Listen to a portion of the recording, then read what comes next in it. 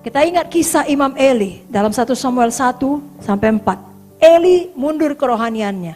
Kenapa? Pada waktu itu ada orang berdoa namanya Hana, berdoa dengan sungguh-sungguh, dikiranya mabuk. Biasanya kita suka menuduh orang yang kita sendiri selalu lakukan. Kalau kita curiga orang bohong sama kita, sebenarnya kitanya yang suka bohong. Karena kalau kita nggak pernah bohong, kita nggak curiga orang bohong, nggak sampai situ pikiran kita. Tapi sudah jelas pun Eli mundur kerohaniannya, nggak tahu dia mana orang penuh Roh Kudus, mana orang berdoa, ya dikiranya mabuk. Pada waktu itu Hana minta seorang anak daripada Tuhan, putra. Tapi apa kata Hana? Baik-baik dia jawab, bukan tuanku. Ada amin? Aku seorang perempuan yang sangat susah hati. Anggur minuman yang memabukkan tak ku minum. Aku mencurahkan isi hatiku di hadapan Tuhan. Janganlah anggap hamba-Mu ini seorang perempuan dursila. Sebab karena besarnya cemas sakit hati aku bicara demikian lama. Oh, datang Eli. Perhatikan baik-baik. Ini udah ngomong gak beres. Lalu kemudian ngomong nubuatan. Begini kata Eli. Pergilah dengan selamat. Dan Allah Israel akan memberikan kepadamu apa yang kau minta daripadanya. Saudara tahu setahun kemudian Samuel lahir. Tuhan menghormati jabatan Eli. Karena itu jangan perjanjian lama saudaraku. Bukan berarti dia menghormati Eli. Dan Hana pun melakukannya. Iman masuk ke dalam hati Hana. Dia dengar apa kata Eli. Samuel pun lahir. Jadi di sini kita melihat penting kali kita mempunyai sikap hati yang benar terhadap pemimpin kita. Amin. Sekarang kita bicara dengan Saul. Saul suatu hari diperintahkan untuk menghabisi semua musuh-musuhnya termasuk ternak-ternaknya. Tapi Saul tidak lakukan. Lalu kedengaran sama Samuel. Samuel tanya, suara apa ini Saul? Saul bela diri. Tidak langsung mengakui kesalahannya. Saudaraku, apa kata Samuel dalam 1 Samuel 15 ayat 26? Karena kau tidak patuh kepada Tuhan, Tuhan menolak engkau sebagai raja. Dan itu biasanya udah banyak bibit ketidakpatuhan.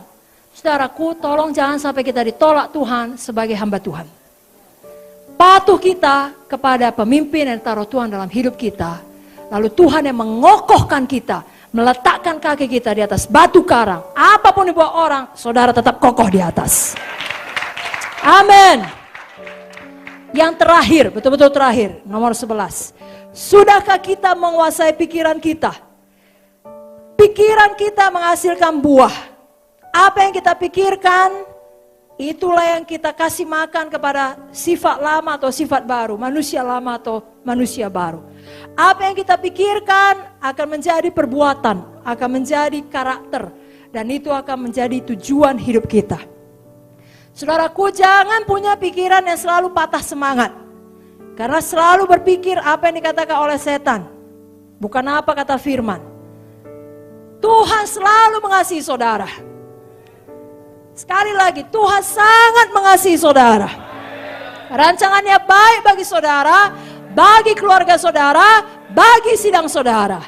Kapan datang keadaan tidak baik, katakan sama setan, tutup mulutmu. Semuanya ini akan membuatku lebih baik lagi. Amin saudara. Selalu miliki pikiran Tuhan. Pikiran Tuhan, Yeremia 29:11, rancangan damai sejahtera. Dosa selalu dimulai dalam pikiran kita. Dan bertumbuh kalau kita beri makan bila selalu kita renungkan. Makanya renungkan firman, bukan renungkan dosa. Kalau kita renungkan dosa, makin lama makin kuat dosa tersebut. Roma 6 ayat 12-13 berkata, janganlah dosa berkuasa lagi dalam tubuhmu. Jangan turuti keinginannya, jangan pikirkan, jangan lakukan. Amin saudaraku. Serahkanlah anggota tubuhmu sebagai senjata kebenaran.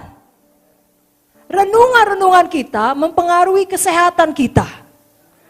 Mazmur 19 ayat 15 berkata, Tuhan mudah-mudahan Engkau berkenan atas ucapan mulutku dan renungan hatiku.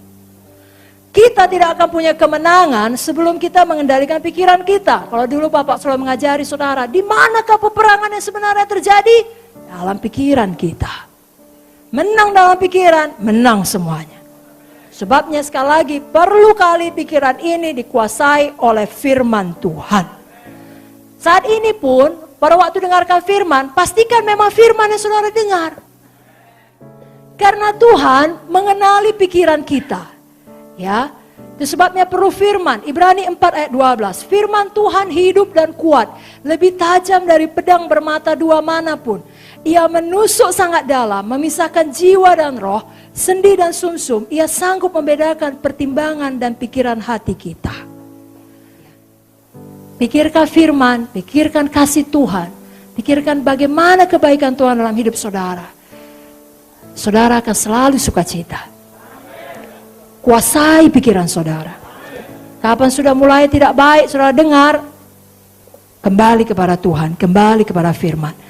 Filipi 2 ayat 5 mengatakan, hendaklah kamu dalam hidupmu bersama menaruh pikiran dan perasaan yang terdapat juga dalam Kristus Yesus. Inilah dia Zoe. Apakah saudara diberkati?